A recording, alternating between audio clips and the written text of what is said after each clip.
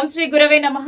త్రిమాత ఏకైక గురువు, ఆధ్యాత్మిక సామ్రాజ్య చక్రవర్తి, శతాధిక గ్రంథకర్త, హిందూ జ్ఞాన ధర్మ ప్రదాత, సంచలనాత్మక రచయిత, త్రైత సిద్ధాంత అధికర్త శ్రీ శ్రీ శ్రీ ఆచార్య ప్రబోధానంద యోగేశ్వరుల వారి దివ్యమైన ఆశీస్సులతో శ్రీకృష్ణ జన్మాష్టమి కార్యక్రమాలు వైభవంగా కొనసాగుతున్నాయి.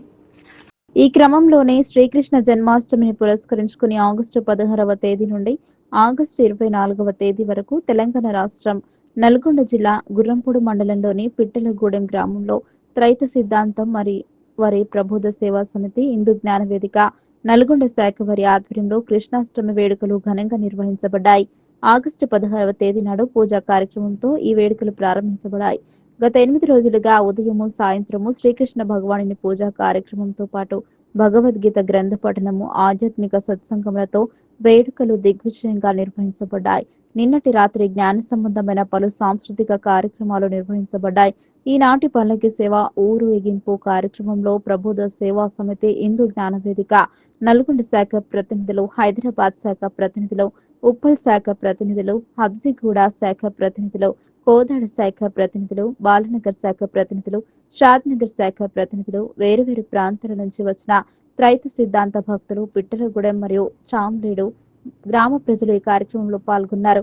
పిట్టలగూడెం గ్రామ వీధుల గుండా పల్లకి సేవ అత్యంత మనోహరంగా మంగళ వాయిద్యములతో, భక్తుల కోలాటంల కోలాహలంతో, భక్తుల భుజస్కంధాలపై దేవదేవుడైన శ్రీకృష్ణుడు ఊరేగుతుండగా ప్రజలు పల్లకి ముందు నీళ్లారపోసి కొబ్బరికాయలు, అగరబత్తులు, హారతి, కర్పూరం సమర్పించే స్వామివారి పల్లకిని స్వయంగా భుజాలపై మోసి ఆనందంతో గడిపారు.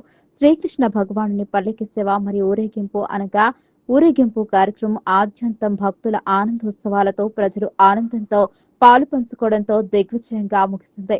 ఈ రోజుతో శ్రీకృష్ణ జన్మాష్టమి వేడుకలు ముగిశాయి.